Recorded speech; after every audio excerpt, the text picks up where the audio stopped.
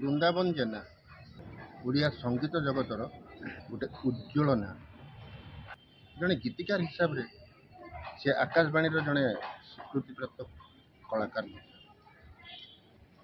ପ୍ରାୟ 30ଟି ଚଳଚ୍ଚିତ୍ରରେ ସେ ଗୀତ ଲେଖିଛନ୍ତି।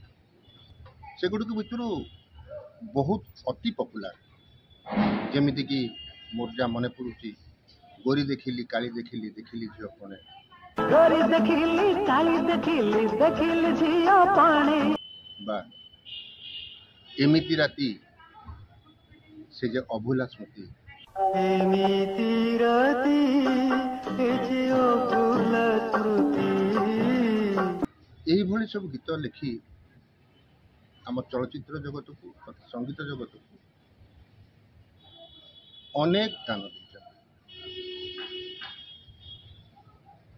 କେବଳ ଗୀତ ଲେଖି ନାହାନ୍ତି, ସେ 2ଟି ଚଳଚ୍ଚିତ୍ରର ନିର୍ଦ୍ଦେଶନା ମଧ୍ୟ ଦେଇଛନ୍ତି।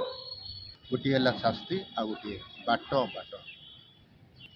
ଏତେ ଗୁଡ଼ିଏ କାମ କଲା ପରେ ମଧ୍ୟ ଆଜି ପର୍ଯ୍ୟନ୍ତ ମୋ ଜାଣିବାରେ ବୋଧହୁଏ ଚଳଚ୍ଚିତ୍ର ଜଗତରେ ଖୁବ୍ କମ୍ ଲୋକ ତାଙ୍କ ନାଁ ଶୁଣିଥିବେ।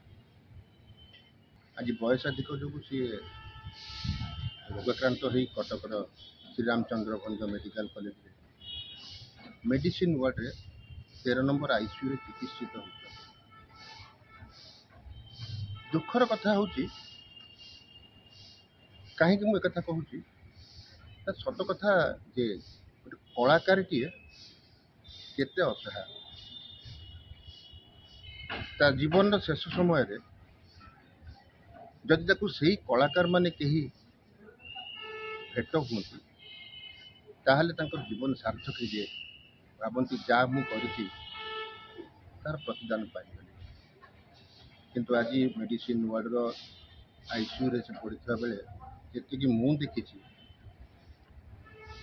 ହାତ ଗଣିତ କେତେଜଣ କଳାକାର ବ୍ୟତୀତ ଏଠି କୌଣସି କଳାକାର ବା ଗୀତିକାର ବା ସଙ୍ଗୀତକାର ଯେଉଁମାନେ ତାଙ୍କ ପାଇଁ ନାଁ ପାଇଛନ୍ତି, ଆଜି ତାଙ୍କୁ ଦେଖିବାକୁ ମଧ୍ୟ ଆସିନାହାନ୍ତି। ଜଗନ୍ନାଥଙ୍କୁ ପ୍ରାର୍ଥନା କରୁଛି ସେ ବୃନ୍ଦାବନ ଜେନାଙ୍କୁ ସୁସ୍ଥ କରିଦିଅନ୍ତୁ। ଆଉ ଆମେ ଆଶା କରିବୁ ଜୀବନର ଏହି ଶେଷ ପାହାଚରେ ମଧ୍ୟ ସେ ଆଉ ଗୋଟିଏ ସୃଷ୍ଟି ବା ଆଉ ଗୋଟିଏ ସୁନ୍ଦର ଗୀତ ଆମ ସଙ୍ଗୀତ ଜଗତକୁ ଦିଅନ୍ତୁ।